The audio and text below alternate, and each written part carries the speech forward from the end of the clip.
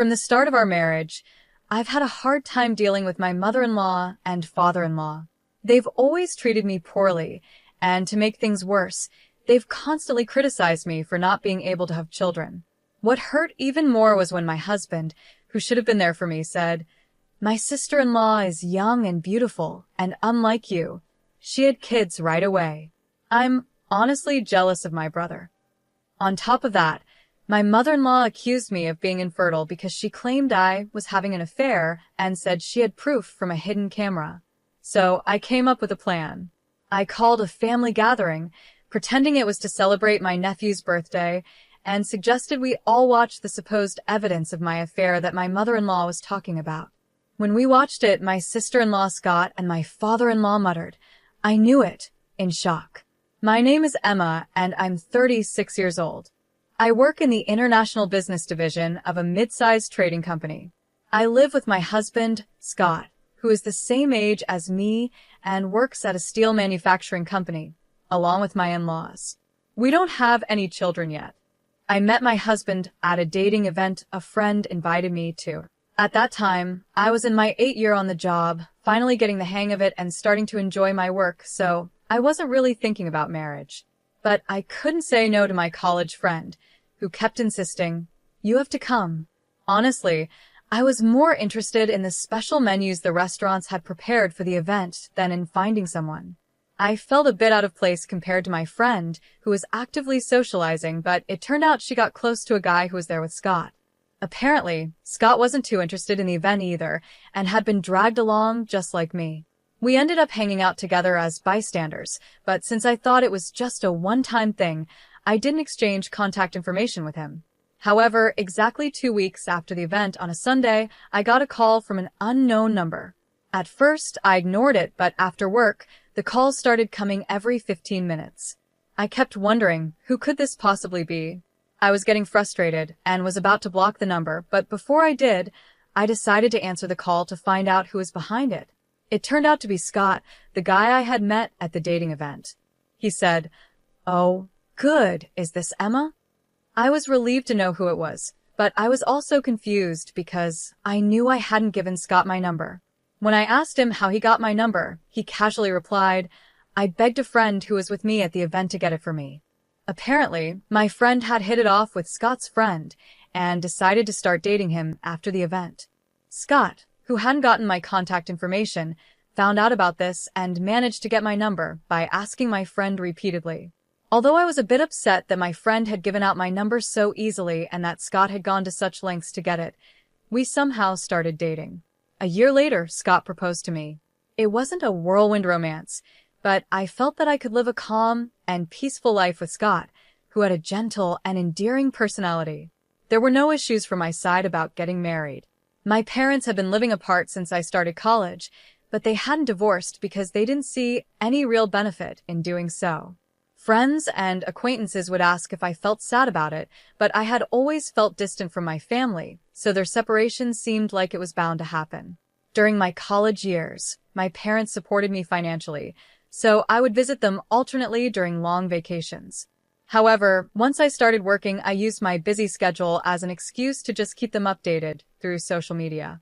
When I told my parents about my marriage, they said they would attend the ceremony if there was one. But when I explained that we were just going to register the marriage without any special ceremony, they later sent me a generous sum of money as a wedding gift, which was more than enough for me. However, my in-laws, Rachel and Brian, weren't happy with how my parents handled the marriage. They said things like, "To think they would settle their only daughter's marriage with money. How insensitive." They spoke in a bitter tone, which bothered me. But then Scott defended me by saying, "Money is definitely a sign of love. It's ridiculous for Mom, who has never worked, to say something like that. Dad should know better, considering how hard it is to earn money." Hearing him stand up for me like that made me feel truly happy that I had chosen him. But about 6 years into our marriage, things started to go downhill. The first sign was when I got promoted at work. I had worked hard in my department since I joined the company, and that year, I decided to take the promotion exam. When I passed the exam, they told me, "Emma, you mentioned in your interview that you wanted to work globally in the future, right? How about starting in the international business division to gain some experience? I was thrilled that my hard work was recognized, and I was excited to share the news with Scott.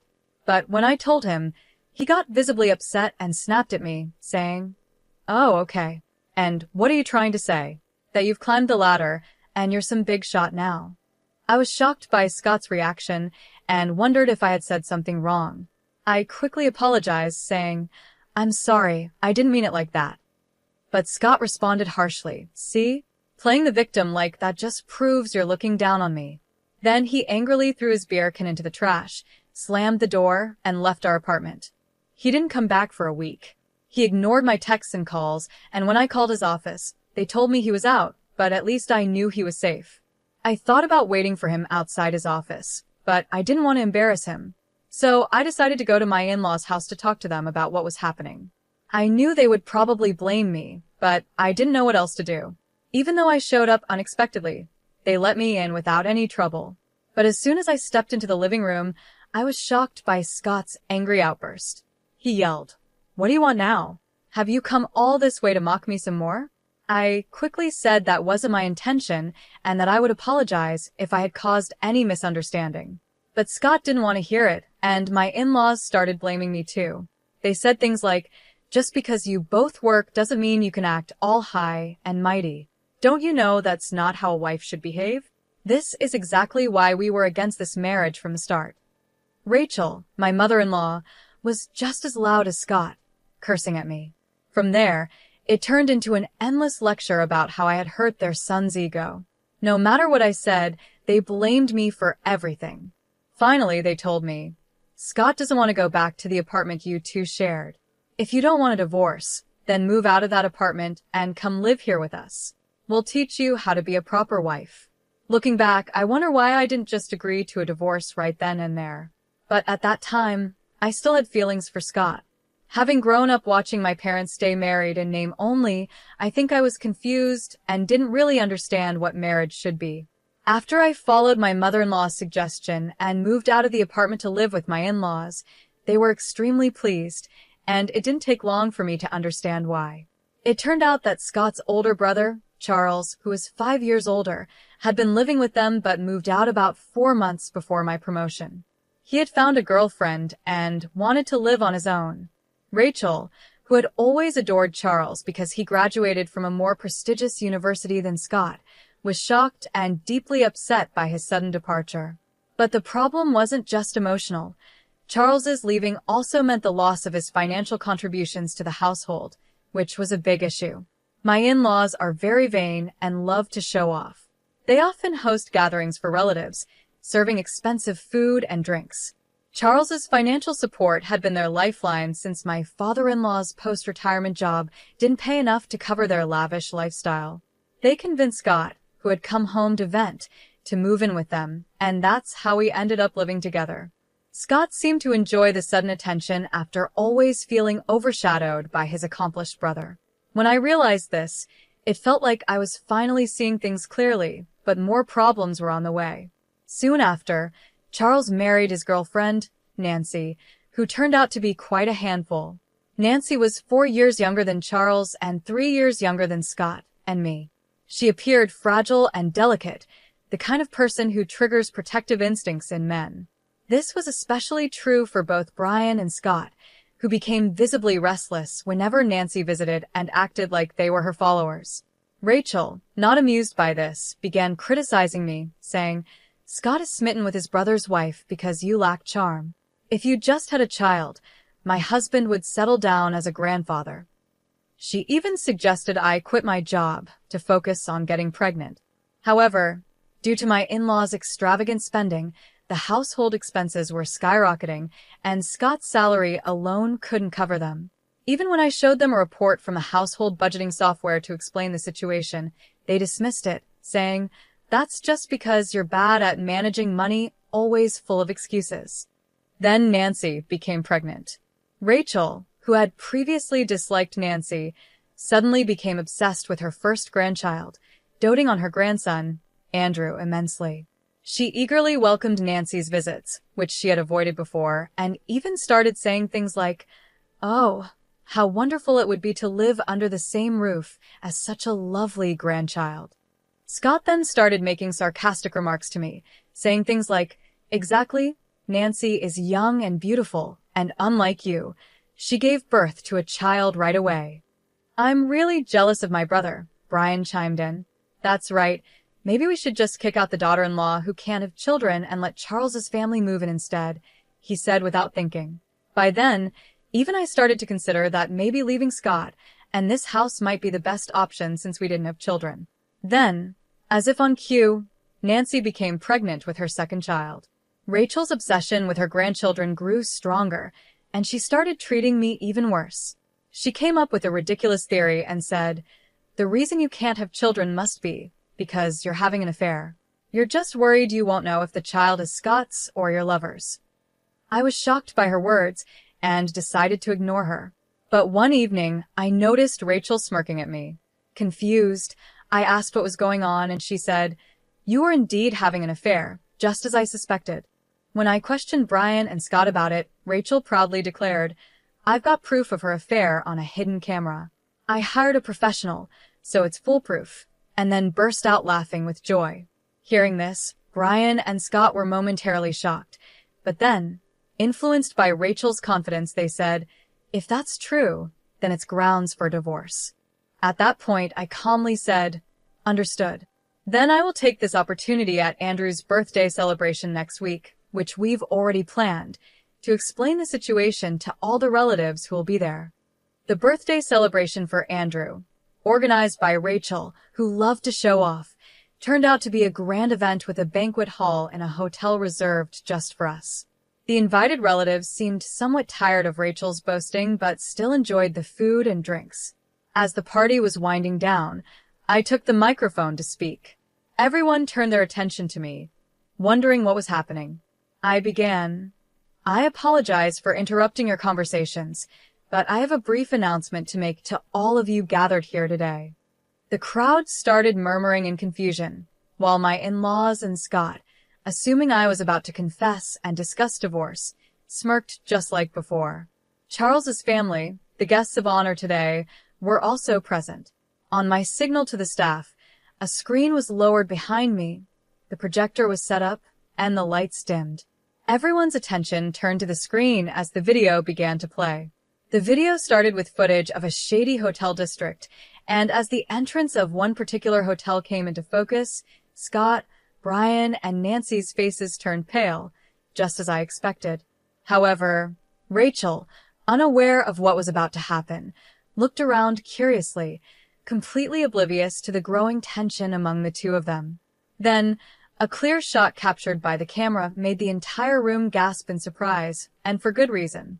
The screen unmistakably showed Nancy and Brian hugging as they left the hotel. The room fell silent as the video continued, showing them sharing lingering, passionate hugs before catching a taxi.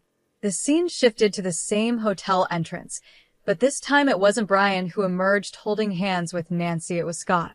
Scott, Brian, and Nancy were all frozen in place, while some of the relatives murmured, "I knew it." The room erupted into whispers again. At that moment, I paused the video, turned the lights back on, and spoke into the microphone. "My announcement to all of you is exactly what you've just seen. My husband Scott and father-in-law Brian have been having affairs with Nancy, Charles's wife. The evidence was meticulously recorded by the investigation company hired by Rachel." I held up a thick file of documents, which caused more gasps from the crowd.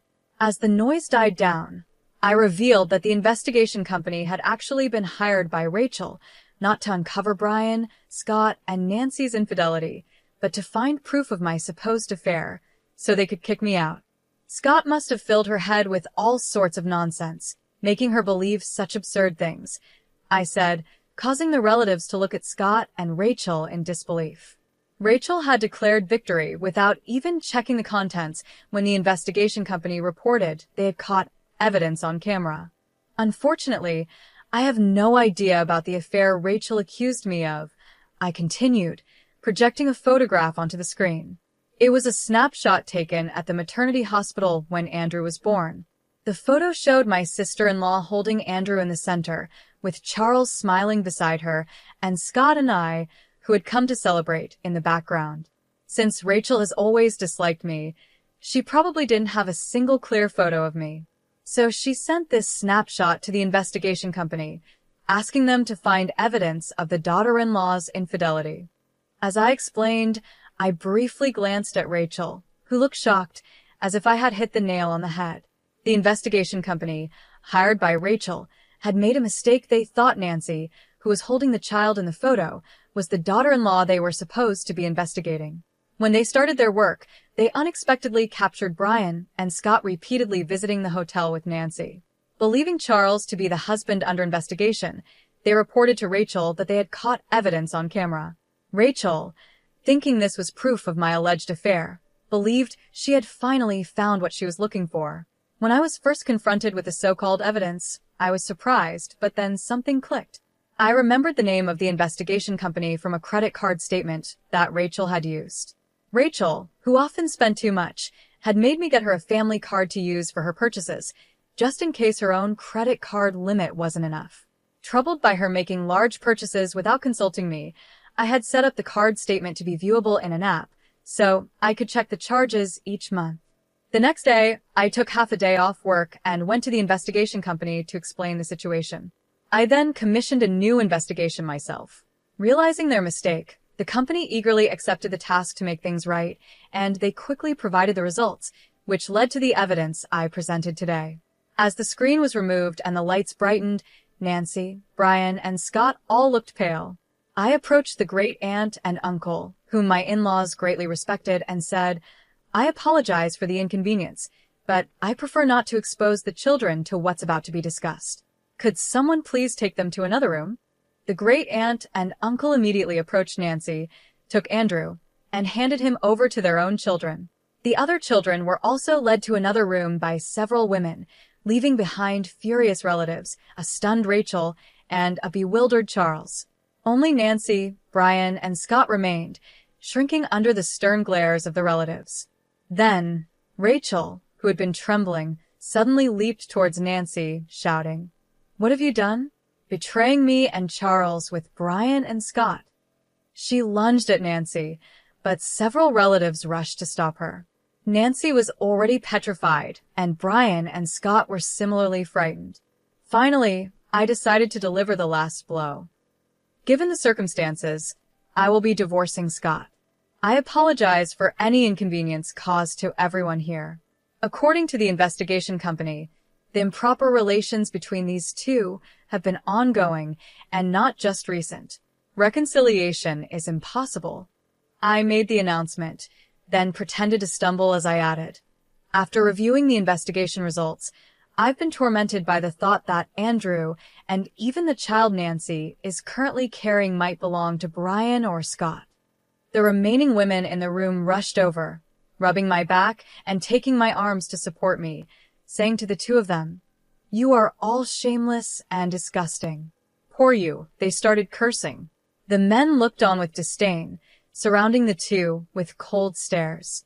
Brian and Scott could do nothing but stand there, silenced by the disapproval, while Rachel continued ranting and Nancy sobbed. The fallout from my revelation that day spread quickly. When Charles found out that his wife had been cheating on him with both his brother and father, he was in shock for a while. But as he started to regain his senses, he began to seriously doubt Nancy's claims that Andrew and the baby she was carrying were his. Nancy pleaded desperately, saying, "That's just a lie. Both Andrew and the baby are undeniably your children." However, once suspicion takes root, it doesn't disappear easily. Taking advantage of a moment when Nancy was off guard, Charles used a paternity test kit he had ordered to check their father-child relationship, and the results came back positive. Even when confronted with the results, Nancy stubbornly refused to admit to cheating, frustrating Charles to the point where he contacted her parents. Caught completely off guard, Nancy's parents couldn't believe the story Charles told them, so they came to my office demanding an explanation. Though I found it bothersome, I knew I had to deal with this eventually, so I took the next day off and went with Nancy's parents and the couple to the law firm I had hired. When the lawyer, Richard, showed them the related documents and the infamous video, Nancy's parents were speechless. Seeing this, Charles triumphantly declared, "See, I told you she betrayed me, cheating with both my brother and father. It's clear neither Andrew nor the baby she's carrying are mine." But Richard interrupted him sharply, saying, "Would you mind discussing that among yourselves? You're here not to discuss who the father of the children is, but to address the issue of child support." It was obvious that Richard wasn't taking sides, but what shocked me more was Nancy and her parents' reaction. Nancy retorted mockingly, "It's your fault. Scott cheated on you because you were always working and not being attractive enough, right? It's your own doing." I calmly replied, "Is that so? Then we'll have to let a third party decide." "Who's right? Maybe a judge will decide." When I mentioned a trial, Nancy's parents turned pale, and it was no surprise. Both of them were teachers at a prestigious girls' school in the area, and the idea of their daughter, who was supposed to represent the ideal of a good wife and mother, being involved in such a scandal with her brother-in-law and father-in-law would ruin their reputation.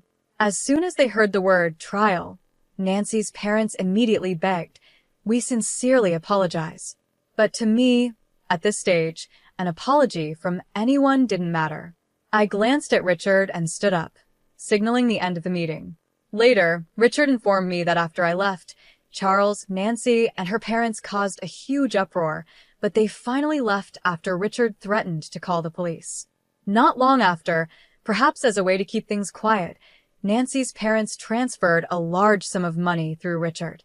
Given how things turned out, what happened to Charles and Nancy didn't concern me much, but around the same time, I found out about the fate of my in-laws through Scott, who had also demanded a division of assets.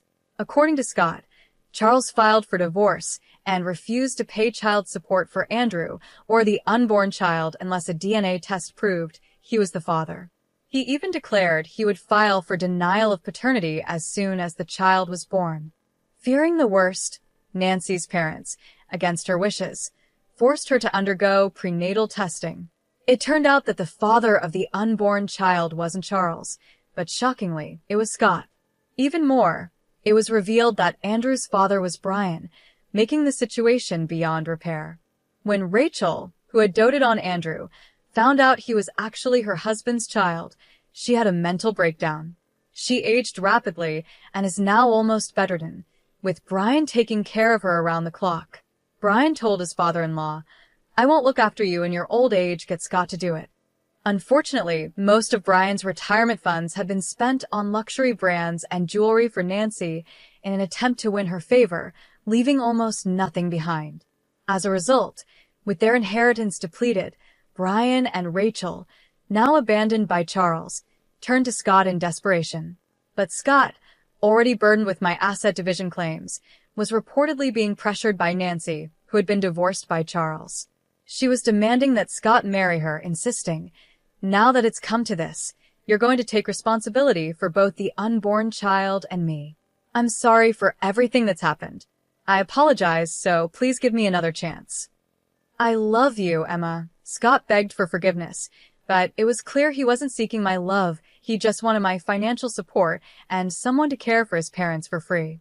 Since I had no lingering feelings for Scott, I instructed Richard to convey my final decision and blocked all contact with him except through one social media platform. Eventually, the divorce was finalized, despite some disputes. The asset division was paid in full in 2 installments. According to Richard, Nancy continued living with my in-laws, pretending to be Scott's wife, even though she wasn't officially registered as part of the family. However, once word spread among visiting relatives, the whole neighborhood began whispering about this shameless family, which drove Nancy to become a recluse. She neither helped with Rachel's care nor took care of Andrew and the newborn, leading the kindergarten to report Andrew's neglected appearance to child services. In the end, Nancy's parents took in the 2 children but disowned her, saying, "You are no longer our daughter, and we are no longer your parents. Never show your face to us again."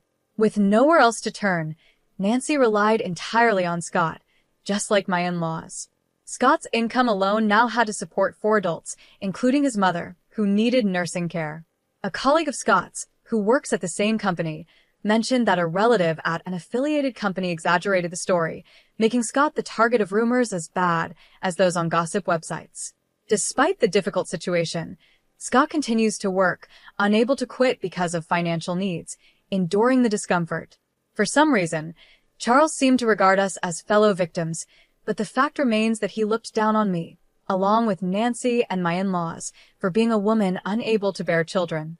Naturally, I ignored him completely at work, but as rumors spread within our company, he couldn't handle the whispers and volunteered to transfer to a subsidiary in a regional area. After everything was settled on my end, I was approached about a transfer to an overseas branch. Although I had expressed a desire to work abroad during my job interview, the sudden offer caught me off guard. However, my bosses encouraged me, acknowledging the career I had built and the language skills I had continued to learn in my spare time. Feeling fed up with the rumors, much like Charles, albeit for different reasons, I decided to take the opportunity. I decided to take a bold step and accept the overseas assignment. When Scott somehow heard the news, he sent a series of cliché romantic messages, pleading for reconciliation on the only social media account I hadn't blocked him on. But since I plan to cancel my phone service when I leave the country, I chose to ignore them. Despite everything that happened, cutting ties with that in-law family feels like a stroke of luck. With this in mind, I feel ready to face any challenges that may come my way. It might seem a bit opportunistic, but that's honestly how I feel. Maybe I've been too hard on myself all this time. From now on, I plan to stay positive and give my best effort in everything I do.